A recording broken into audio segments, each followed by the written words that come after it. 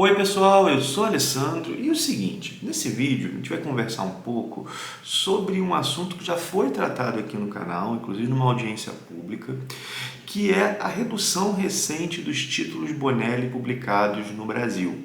Embora eu já tenha falado numa audiência pública, achei que valia sistematizar um pouco, lançar um vídeo e bom, é um assunto que vocês sabem que me interessa muito, eu gosto muito de Bonelli, sou um leitor relativamente recente de Bonelli, comecei a leitura de Bonelli ali por volta de 2017, enfim, a ideia é papear sobre isso. Mas antes de tudo, lembrar que o vídeo é oferecido pela Comic Boom, gibiteria parceira aqui do canal, link para Comic Boom tá na descrição do vídeo, quiser dar uma conferida no trabalho deles, o trabalho deles é muito legal, e eles são uma gibiteria assim, que realmente se importam um pouco com esse andar das gibisfera, eles apoiam diversas iniciativas como o Universo HQ, Páginas Amarelas, Chico Barney, aqui o Ministério, enfim, dá uma olhada lá na Comic Boom. Mas vamos lá, né? A partir de 2017, nós vimos uma expansão e uma melhora editorial dos títulos Bonelli no Brasil. Aconteceram algumas coisas, né? A primeira coisa foi uma espécie de papel precursor, que foi ali no final de 2016, da editora Lawrence, que via que Dylan Dog não era publicada no Brasil, e a editora Lawrence foi fundada para lançar Dylan Dog. Então, fez um contrato de 3 edições de Dylan Dog, lançou 3 edições de Dylan Dog, ainda para as bancas, num momento difícil de distribuição. Mas o trabalho que a editora Lawrence fez, ele fez com que outros percebessem que isso podia ser feito. Pessoas que eram fãs, que gostavam muito de Bonelli, perceberam que podiam chegar e lançar, que a coisa não estava só na mão de players maiores, como a Panini ou a Mitos, né? Que um fã que entendesse do riscado, tivesse boa vontade e alguma grana, poderia lançar aqueles quadrinhos, né? Então teve esse papel precursor. E uma outra coisa foi também o lançamento pela Salvat da coleção Tex Gold, que fez a Bonelli chegar a outras pessoas, inclusive a mim, pessoas que não liam Bonelli inicialmente, né? Até esse momento, nós tínhamos basicamente os títulos Bonelli com a Mitos, né? E a Mitos lançava Tex, diversas revistas do Tex, e fora Tex nós tínhamos basicamente Júlia Iságua, né? Júlia Iságua, e sempre ameaçados de cancelamento. E em formatinho. Bom, a editora Lawrence vai lá, lança Dylan Dog em formato italiano, tem dificuldades, mas abre esse caminho, né? Logo depois vem a editora 85 lançando Dampir, título que já havia sido lançado antes e cancelado pela Mitos.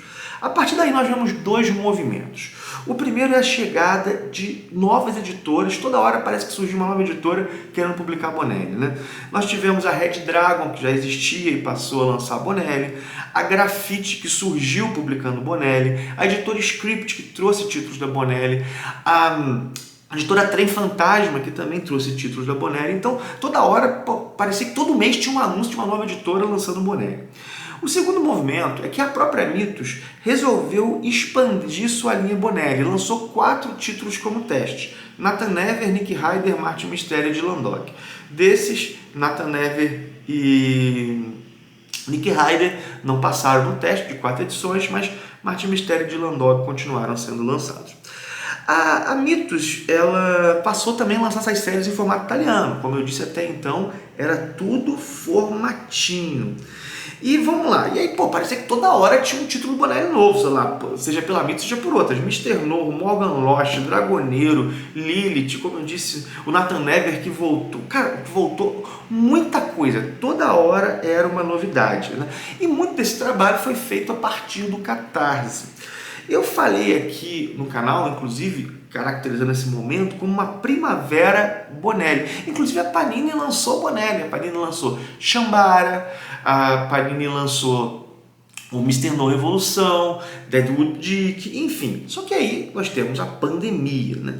E com a pandemia nós tivemos, por exemplo, o dono da Red Dragon pegando Covid, e isso afetou demais, ele teve uma recuperação pelo visto muito difícil, com sequelas. Estou colocando tudo isso aqui porque foi colocado em público, né? E até hoje a editora não voltou a publicar. Nós tivemos também problemas de entrega da Grafite, que fez campanhas no Catarse, e essas campanhas elas nunca foram encerradas. com a entrega, né? E isso, bom, é óbvio, né? Gerou muita insatisfação nos leitores, mas o que eu quero dizer aqui é que nós tivemos aí dois players que pareciam importantes sumindo. Claro que surgiram novos players, a editora Saican, com Adam Wide, agora com História do Oeste, e também o selo Louro Buono Fumetti, que lança quadrinhos pela 85 e por outras editoras, mas ainda assim a gente pode falar de uma redução de títulos, né? Os títulos do Tex, por exemplo, vários foram cancelados. Basicamente todos os títulos que republicavam foram cancelados. Tex Ouro, Tex Platino, aquelas edições do Tex que republicavam as coisas em cores, enfim.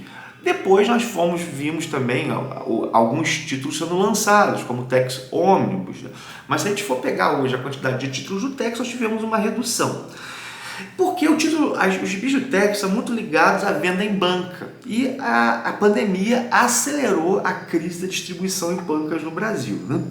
Nesse meio tempo, a Mitos ela relançou algumas séries em outro formato, em formato italiano, né? Como o Zagor, tanto o Zagor Classic quanto o Zagor Nova Série, quanto a Júlia, que também foi relançado em formato italiano, né? Só que agora, em 2023, nós vimos o cancelamento das duas revistas do Zagor, nós vimos o cancelamento da revista do Martin Mister pela Mitos, nós vimos o cancelamento de Dylan Dog Nova Série, Dylan Dog tinha duas revistas, enfim, a Mitos, mais uma vez, reduz a sua linha Bonelli, né? No balanço, né, quando a gente olha para os players que deixaram o mercado e nós olhamos também para a situação da Mitos, títulos que nós tínhamos até pouco tempo atrás não estão mais disponíveis, né? Vamos lá, o Nathan Never, o Martin Mister, o Zagor. Na verdade, o Zagor ele não está totalmente indisponível porque a Saican vai lançar umas histórias, né? Mas enfim, nós temos títulos não disponíveis assim, né? É claro que o cenário ele ainda é melhor do que o anterior a 2017. Essa Primavera Bonelli, embora pareça ter acabado, ela deixou legado, né? A editora 85 e a editora Saican seguem, ao que parece, consolidadas, com as suas estratégias, vamos colocar assim, mais modestas, mas lançando títulos, anunciando, fazendo anúncios, enfim. Na própria Mitos, nós temos aí a Júlia sendo lançada, temos Dragoneiro, que foi lançado, embora a Conta-Gotas segue sendo lançado, Ken Parker, que voltou e segue sendo lançado, e Mágico Vento, que tem uma situação editorial meio confusa, mas a gente pode dizer que está sendo lançado, né? Mas ao que parece é que a explosão de títulos da Bonelli ela não foi acompanhada por um aumento proporcional no número de leitores. Até houve aumento, pelo menos eu acredito, né? Que muita gente descobriu esses títulos, mas eram muitos títulos. E claro, nem todo mundo lê tudo, né? Isso é normal, né? Então, o aumento dos títulos não foi proporcional ao aumento dos leitores. E aqui há uma situação que é desafiante, sim. Por quê? A Bonelli, embora ela tenha minisséries também, tenha histórias fechadas, a maior parte dos seus títulos são de séries contínuas. Séries que estão no número 300, coisa desse tipo, né? Que você lê um mês após o outro. Assim. E aí o que acontece? Quando o número 1 sai, ele vende mais. Mas a tendência é diminuir as vendas no decorrer dos volumes. Pensem o Dampir, por exemplo, que já está no volume 10 aqui no Brasil.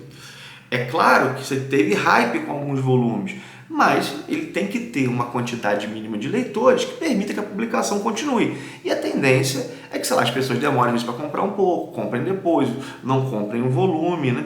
Então tem essa situação, né, que os títulos recorrentes, no atual momento, eles tendem a diminuir as vendas com o passar do tempo. Isso é um desafio. E pense que a própria Gibisfera fala menos desses quadrinhos.